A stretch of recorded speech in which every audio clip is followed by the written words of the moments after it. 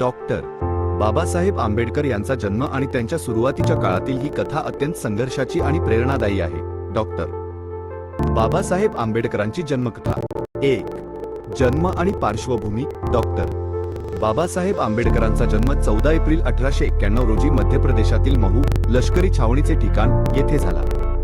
त्यांचे पूर्ण नाव भीमराव रामजी सकपाळ असे होते. त्यांचे वडील रामजी सकपाळ हे ब्रिटिश भारतीय लष्करात सुभेदार होते, तर आईचे नाव भीमाबाई होते. भीमराव हे त्यांच्या आई वडिलांचे 14वे अपत्य होते. 2. भीम नाव आणि वारसा. त्यांचे बालपणातील नाव भीम ठेवण्यात आले होते. त्यांचे पूर्वज महाराष्ट्रातील रत्नागिरी जिल्ह्यातील अंबाडवे या गावचे होते. रामजी सकपाळ हे कबीरपंथी होते, त्यामुळे भीमरावांवर बालपणापासूनच सुसंस्कार आणि शिस्तीचे वातावरण होते. 3.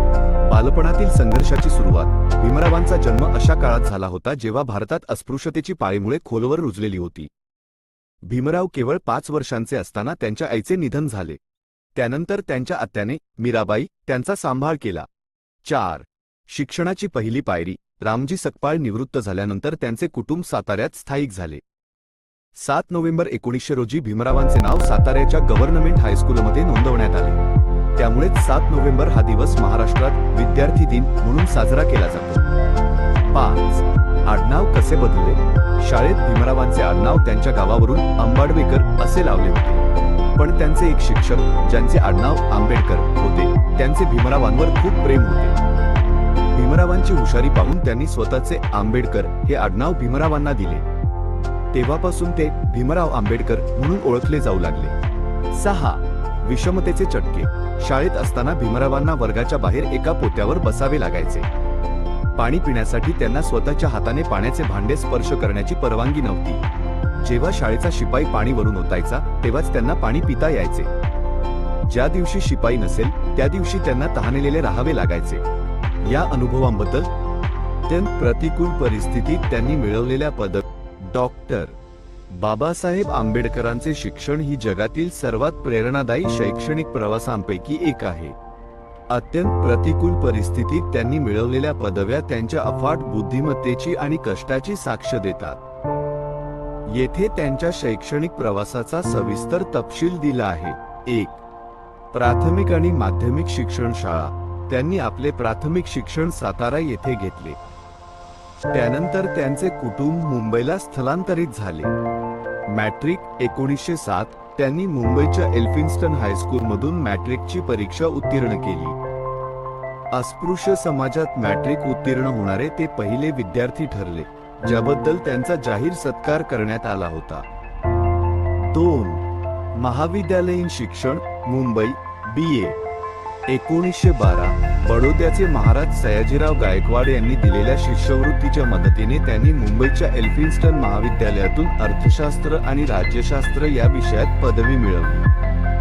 3. परदेशातील उच्च शिक्षण. अमेरिका आणि इंग्लंड. बाबासाहेब हे परदेशातून अर्थशास्त्रात डॉक्टरेट PhD मिळवणारे पहिले भारतीय होते.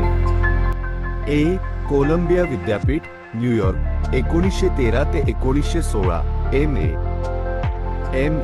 त्यांनी अर्थशास्त्र, समाजशास्त्र, इतिहास आणि दर्शनशास्त्र या विषयांचा अभ्यास केला.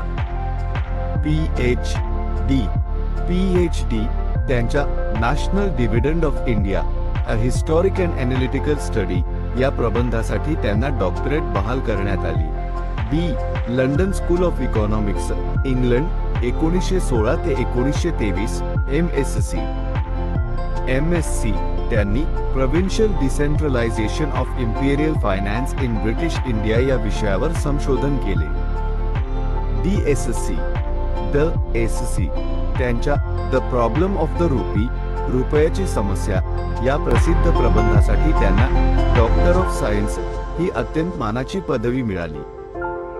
याच ग्रंथामुळे पुढे रिझर्व्ह बँक ऑफ इंडिया च्या स्थापनेला दिशा मिळाली. Gray's Inn London, barrister at law. त्यांनी कायद्याचा सखोल अभ्यास करून वकिलीची बार ॲट लॉ पदवी पूर्ण केली. डॉक्टर बाबासाहेबांच्या काही महत्त्वाच्या पदव्या. पदवी विषय संस्था BA अर्थशास्त्र आणि राज्यशास्त्र एल्फिन्स्टन महाविद्यालय, मुंबई MA अर्थशास्त्र. समाजशास्त्र कोलंबिया विद्यापीठ, अमेरिका PhD अर्थशास्त्र कोलंबिया विद्यापीठ, अमेरिका MSc अर्थशास्त्र London School of Economics, England DSc अर्थशास्त्र London School of Economics, England barrister at law कायदा ग्रेजिन लंडन, LD ऑनरस काउझा कायदा मानद कोलंबिया विद्यापीठ, अमेरिका D.Litt ऑनरस काउझा साहित्य मानद उस्मानिया विद्यापीठ, हैदराबाद. महत्वाची गोष्ट, बाबासाहेबांनी 8 वर्षांचा अभ्यासक्रम केवळ 2 वर्षे 3 महिन्यांत पूर्ण केला होता. त्यांच्याकडे एकूण 64 विषयांचे ज्ञान होते आणि त्यांना 9 भाषा अवगत होत्या. तुम्हाला त्यांच्या कोणत्याही विशिष्ट पदवीबद्दल किंवा प्रबंधाबद्दल अधिक माहिती हवी आहे का?